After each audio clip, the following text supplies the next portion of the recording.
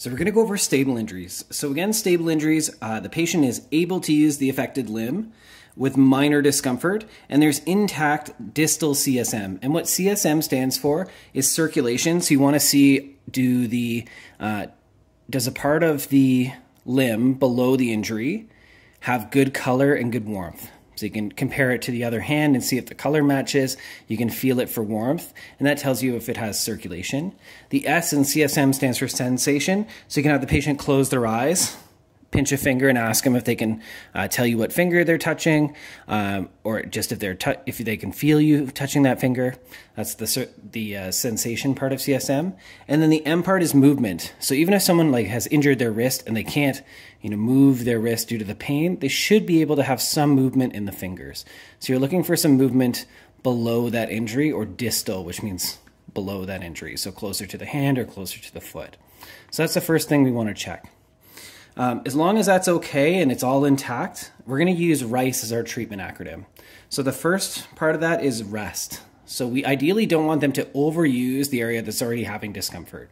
So this may include modifying activities where they're not carrying as heavy weight. If it's an arm, they're not doing strenuous activity with that. They're kind of allowing it to rest. They can do things as long as it's not causing further pain. So that's really guidance we'd want to provide for that. The I is for ice. So ice can help just reduce swelling and reduce pain. So you have things like the instant cold packs, and these ones you pop. There's a little internal bag in there, and then you can wrap these in a piece of cloth and just apply this over the area they're having pain. You can also use a bag, like a Ziploc bag filled with ice. Same idea. Always make sure you got some sort of cloth in between actual ice or ice packs and the skin, because you may have some decreased sensation here, and that can cause frostbite and some damage. So ice can help just reduce swelling and reduce some pain, and especially helpful in kids. Then we have C for compression. So compression is using things like these elastic wraps that you can wrap around an area, especially joints, just to provide some support and a little bit of pain relief.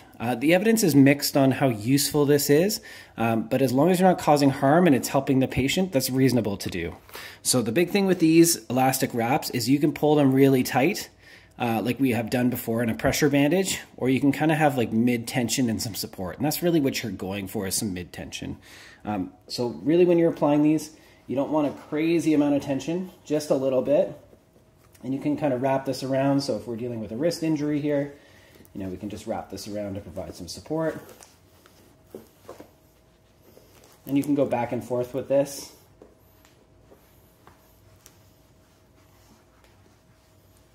Okay, and again, I'm not providing a ton of tension, just keeping it snug.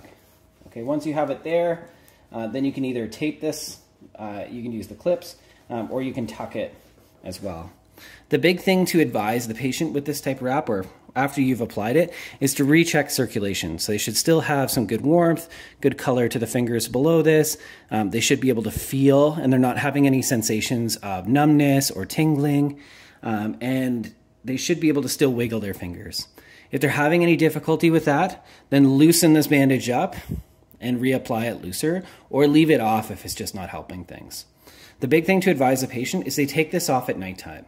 So these should not be worn at night due to the fact that when we're lying down, you get further swelling, and you also have decreased sensation at night. So this could become constrictive and cause some damage. So at nighttime, advise they take it off, let it rest without it, and in the morning they can reapply this as necessary.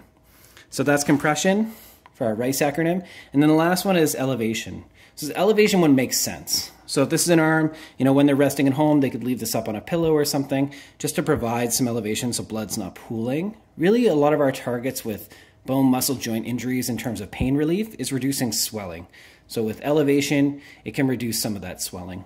If it's a leg, then advising, when they're lying down, they can put their leg up on something, on a coffee table, on a pillow when they're lying down, just to keep some elevation there to prevent that blood from pooling. So that's really how we're going to manage our stable injuries, is using that RICE acronym: rest, ice, compression, and elevation. And then the patient should monitor that over time. These injuries may take a week or two to really get better and going. And if they're not getting better, they should be advised to see a doctor or nurse practitioner for further assessment.